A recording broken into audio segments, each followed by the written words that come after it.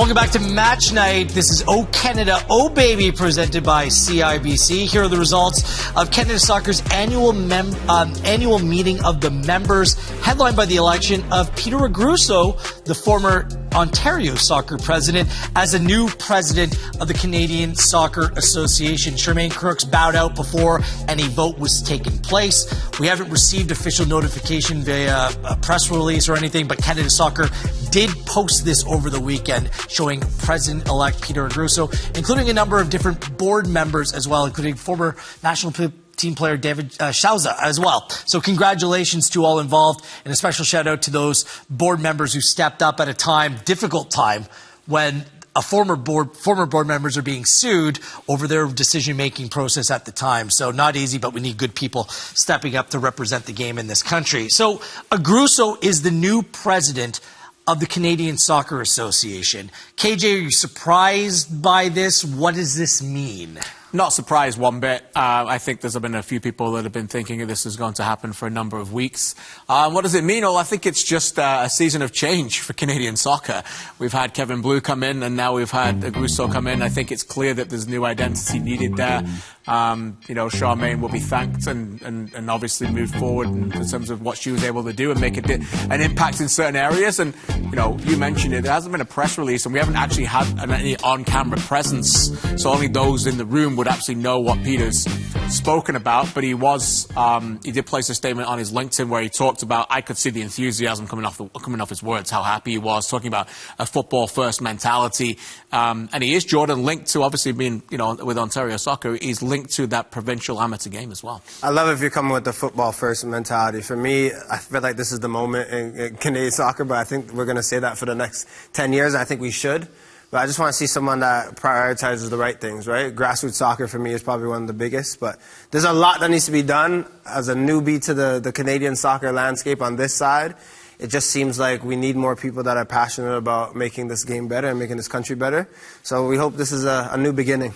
Charmaine Crooks leaves the post after being in that role for the last year, was unable to bridge the gap and strike, have labor peace in terms of the players coming up with a new CBA, and just some of the moments where you wanted someone to come out and speak and provide assurance about the way things were playing out. Things remained rather silent. So I just wonder what Peter Agruso's demeanor and his approach will be, but the best of luck to him in that new role as well. Just one other thing, Terry Matucci was named as a director for the province of Ontario. I just hope that the politics and the whole issue of conflict of interest gets binned for now, because that's what played out with Dino Rossi, a really valuable member of the Canadian soccer community last time around. He had to vacate his role with League One across the country.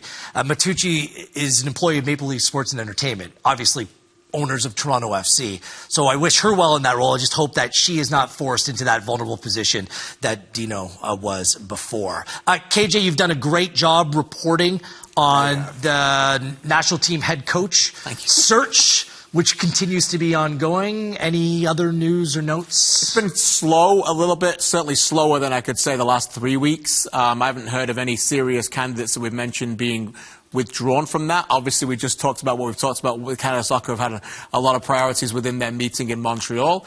I will say that it's important for people to realize that these names that have been linked with Canada Soccer are also seeking other jobs as well. And Canada are not the only international federation in the world looking for a manager. And what I mean by that is that when these names have come out, it's going to, and it has, by the way, sparked the interest of other federations that are looking to fill that. South Korea, for example, since Jurgen Klinsmann has left since the Asian Games, are looking for a high-profile manager, and it's interesting to me that some of those names may be considered for there. Nigeria was another one, and Nigeria, we all know, is a wonderful football country. They've been to 6 of the last 7 World Cups. They secured their manager with Finidi George, who is obviously the legendary player there. But an interesting note, Finidi George's coaching career is only in Nigerian domestic football with Enyimba, and he will continue to be that coach domestically of that club and take the men's national team job. So I just thought that as we sit sometimes here, and I think some people will get a little bit on a high horse here in Canada and think we need these big names. Finidi George is a huge name in Nigerian soccer, but with very little managerial experience, and a wonderful footballing country like that went, no, what you've done for us domestically is enough. and he will lead the charge to get the Super Eagles back to the World. Incredible. Again, I'll go back to it. Like, what are they looking for? What are the expectations for the Canada job? I believe the Ireland job is still available as well. I'm not sure if that's being filled, so something to, at the very least, monitor. It was a tough week for Alphonso Davies. We showed you the jersey. I mean, it happens over time. But what's more disappointing for Alphonso Davies is he only played 3 minutes of that Champions League game. And then he ends up playing 19 minutes on the weekend when they play Real Madrid in the return leg this next week, and Bayern Munich lose again. Like, you just kind of, you read the tea leaves on the situation that is. Thomas Tuchel, the manager of Bayern Munich, is leaving at the end of the season as well. Is he just sending a message to Davies here, KJ? Like, what do you make of this? Because certainly Davies makes their team better when he plays. Yeah, 100%. I think, Alphonso Davies will be the first to say that he doesn't guarantee his name on the team sheet for an enormous game like that. But I think, as you said, reading the tea leaves, we've heard publicly now with all the change of leadership at Bayern, and they've been through arguably their biggest change of leadership in the history of that storied club. And I don't mean on the field, I mean in the boardroom and the back room staff, and a little bit of that public discussions that they had with the agent coming out saying, is this the last offer that you came in? So it doesn't look on the surface, and again, as jurors who only can kind of look at what the evidence we have, it doesn't look like it's a great resolution. Look, I've seen bigger U-turns in football, and wouldn't be surprised if he signed again, but at this point, particularly when he was playing the club that is heavily linked to taking him, I certainly, Jordan, wasn't surprised to see him on the bench in a game against Real Madrid when many people start thinking he's going to be playing there. No, absolutely not, KJ. And also, too, you want to think that this doesn't matter for you. Just look at Alphonso Davies and you're like, oh, this is a great left back, play him. But there's so many things. When you have a contract or you want to renew a contract and you don't take it, you're viewed as that as well. Like, Bayern Munich have to go and maybe look at other players that might come in and replace Alphonso Davies. People from the outside looking in at football be like, oh, well, he's there now and he's a player that has played for you, so you're going to play him. But clubs are always going to protect clubs and look at the bigger picture. I just feel he would have started that game if they were playing anyone but Real Madrid. It was just the Tuchel, Real Madrid scenario. So I think they need him in the second leg against Real Madrid if they want any, or that they stand any chance of advancing to a Champions League final. Some big news coming out of Major League Soccer pertaining to a very important Canadian player, Mathieu Choiniere. I believe Tom Bogert of The Athletic had it first that Choiniere wants out, or at the very least a new contract. He's at odds with CF Montreal. It's been reported that CF Montreal offered him ballpark $350,000 in terms of a new contract or a contract extension. And Mathieu Choiniere, he expects a contract upwards of $600,000. Is this just part of the negotiation process here, or do you think that Choiniere is on his way out of Montreal? Can I say a bit of both, and you won't kill That's me? Fine. I think a bit of both. I think this is what happens. I think this is what happens when you're a quality player and you know what you bring to a squad. I think this is what happens when you feel maybe you're underpaid. And also, if you're looking at it from the CF Montreal standpoint, if you know that you have a player that's quality, but he still has a year and a bit, KJ, left on his deal, it's like, what do you do at that point? Do you just pay him what he would want? Do you just finish the end of your tenure and your contract? This happens all the time in football, right? You put a price tag on someone and you say maybe in the next 3 years they're going to be this. But in a year and a half they've taken a big jump. The player says, look, like, I'm ready now. Or the club says, well, look, this is what we're going to pay you. This happens all the time in football. So I think that he would want to be at home and be playing for CF Montreal. But I think the number one thing that a footballer wants is to be valued, to know that where they're playing and the price tag that they have on their head is justified. Yeah, look, you can talk about it at levels I can't, right? So you can talk about it from with different money, from the football. Not the same type of money, but as a footballer. Different. I look at it a different way, and I look at it with a little bit of pity that it got out. Yeah. You know, ultimately, how did these things get out, right? They're having conversations behind closed doors, they're disagreeing, and eventually someone has leaked this because they want to have an ability to try and win the battle of public opinion. Now, Laurent Courtois, the head coach of Montreal, was addressed this in Friday's media conference and seemed to think that Mathieu Choiniere absolutely wants to stay. And why wouldn't he at this point? There are issues right now with them winning games, but it's still his hometown club. He's playing every week. That is his best ticket to get in the Canadian men's national team. He's a phenomenal player for what they've been doing. And yes, he is underpaid. Ultimately they hold a club option next year, I think, for $250. And he's worth more than that in MLS, and it's undoubtedly. So my hope is that it just gets resolved. These kind of things, if you're a fan right now, particularly in the current climate of financial distress that a lot of people are in this country, you don't want to hear it. You know, you don't want to hear your hometown boy going head-to-head with your club. You just don't want to hear that, right? And if you're a club, you don't want that to get out either because it affects your brand. Ultimately, when you're building a club of the stature that Montreal are trying to do, and they need people in the seats to follow the players that, like Choinière, this just needs to get wrapped up behind the scenes and get done. By the way, shout out to Christine Roger, who came up with the numbers or did the research and reported on the numbers of Radio Canada as well. Choinière, the player of the year for CF Montreal last year. It's been class. He has been class, but CF Montreal traditionally, you know, are very diligent in terms of their negotiations. Yeah. They don't oftentimes overpay players, which is part of their strength, but could obviously open themselves up to weakness as well, and conceding 4 against Nashville this weekend, just the timing, just not right. Worst timing for CF Montreal. One Soccer today, Mondays and Thursdays at 7 p.m. right here on One Soccer. All right, I don't know what to expect from this next segment. Excited. It's a final score. I hope that you're keeping score at home.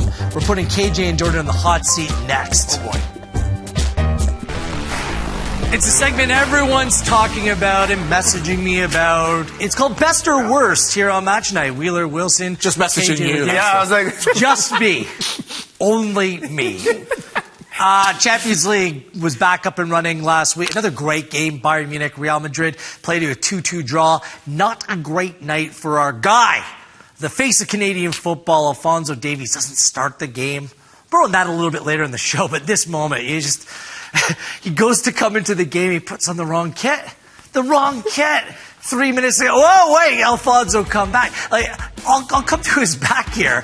He's not used to coming on to the... He's not 45, let's be honest. Yes, he's not. So, and it happens quick. I mean, has ever happened to you? No, but an older player of mine once said I had the wrong jersey. Which one do you want? Which one do you want? You know, I'm partial to this one. I will say, but it's the worst nightmare. You can't see, right? You're looking like this. Do I really? Yeah. Poor guy, but glad he has friends to tell him he had the wrong jersey on. And fails, then you blame the kit man. At that moment, watching the game, did you think he was coming on? No. That's when that usually happens. For sure. When you don't think that you're actually going to come on and play. Happy birthday to you, to the Vancouver Whitecaps specifically. Come on. 50 years of Whitecaps football. Look at that. An MLS record attendance as well. Over 32,000 at BC Place. Unfortunately, they played KJ to a goalless draw. Yeah, it's Austin. Shame, but goal scored as well. And I thought, yeah, that's the moment. You know, the best player gets the moment. The crowd erupts, and then there was a small handball in the way. This VAR is a huge inconvenience. I'm just going to tell everybody that.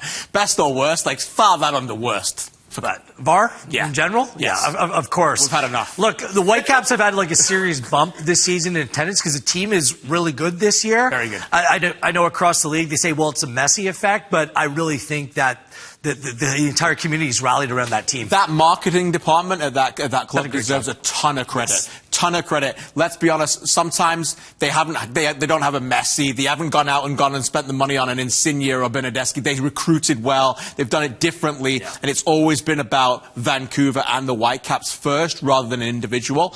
And look, it's been great to see. Well said. Obviously the best. Let's continue with the good news. Yet another name to throw in the Canada men's national team hat. Tony Oluwaseyi of Minnesota United. He went to high school like a stone's throw away from our studio here in Mississauga, Ontario. He has now scored in 3 straight games for Minnesota United, and he scored in 4 or 5 overall. What a story. He's done it the hard way. He scored 17 goals for San Antonio in USL last year. 23 years of age, was born in Nigeria, came to Canada as a young boy, and played his football, growing up in this country. He's done exceptionally well. Throw him in with Jason Russell-Rowe, who scored in Champions Cup in the semifinal against Monterrey last week. Theo Bair with another brace on the weekend. All of a sudden, that position gets even deeper ahead of Copa America, potentially. I like it. You need goals to stay in this game. You need goals to contribute. Having different goal scorers and different ways to hurt you, that's what Canada needs. Captain. Get it done. Yeah, I mean, we'll have opportunity. Plenty of games upcoming for Canada. Look, I don't envy any goalkeeper in a penalty shootout ever. It's a difficult one for the shooter, but as well as the goalkeeper as well.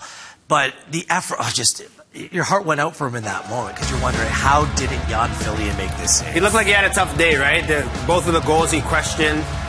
There was something going on with the keeper. But this one, for me, like, I've watched it back, and I just don't know how he doesn't keep it out. Like, does it do a little dip before he touches it? It looks like he's there, KJ, to push it away.